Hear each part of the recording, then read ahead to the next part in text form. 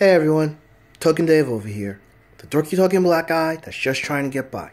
And welcome to another edition of the Token 5, my personal top 5 list of a subject matter. And this Token 5 is in conjunction with the Street Fighter Flashback. In celebration of the 30th anniversary of Street Fighter, I'm taking it upon myself to share my memories of playing the arcade or console games at that period of time, and as well share my thoughts and feelings on other Street Fighter related media. So I've actually, a couple of videos ago, I've actually finished my flashback of all the games, barring part 5, and one thing about Street Fighter is usually separated into different series and everything. So what I'm going to do is basically share my 5 favorite series of the franchise, alright? So let's jump right into it with number 5, Street Fighter EX. Street Fighter's first intro into basically trying to do 3D animation in the style of Virtual Fighter and Tekken. Street Fighter EX really gets a bum rap. While granted the graphics weren't that great, basically playing the games themselves was a ton of fun. Particularly the first one, EX, or what people like to call EX plus Alpha. Oh my god, the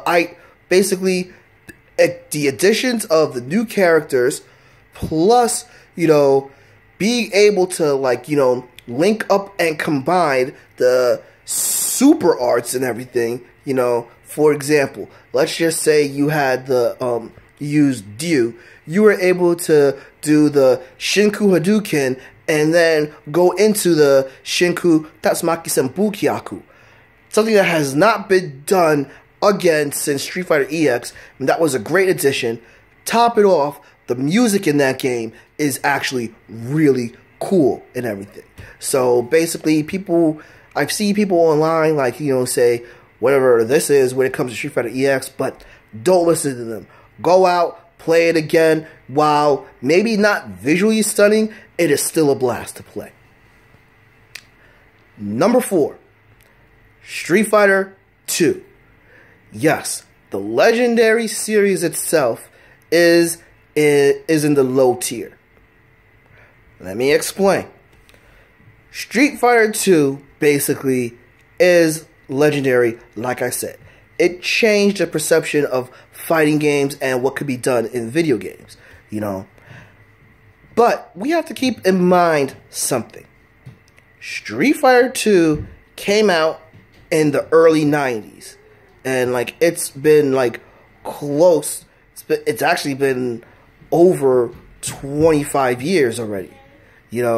So basically it's as great as the game is, it's a testament to the series where things get better and improvement. And that's why Street Fighter 2 is so low. Yes, it introduced the other a whole slew of characters into a whole different world. Street Fighter 2 gave us Chun-Li, Guile, Blanca, E Honda, Zangief, Dalsum, M. Bison. Well, no. I still to this day say M. Bison is still Mike from the first Street Fighter game, so I'm not counting that. It gave us Balrog, and it gave us Vega. Nothing can take away from the legendary status of Street Fighter 2. But as time progressed, the series did, and the series got a lot better. Number 3, Street Fighter 0. For a very long time, this was my number 2. For a very long time. Excuse me. But like I said, it was my number 2 for a very long time. Why was it my number 2 for a long time?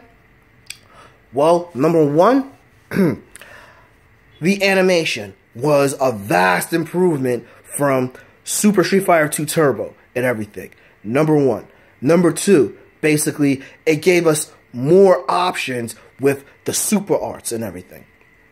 Number 3, it actually introduced a lot of new characters, and it imported characters not in the Street Fighter games, but other games as well too. And that was a both creative, bold, and world building experience, something that was not really done as much in video games, but now has become a bit of an art form, a bit of a staple. But, Street Fighter Zero did that in spades.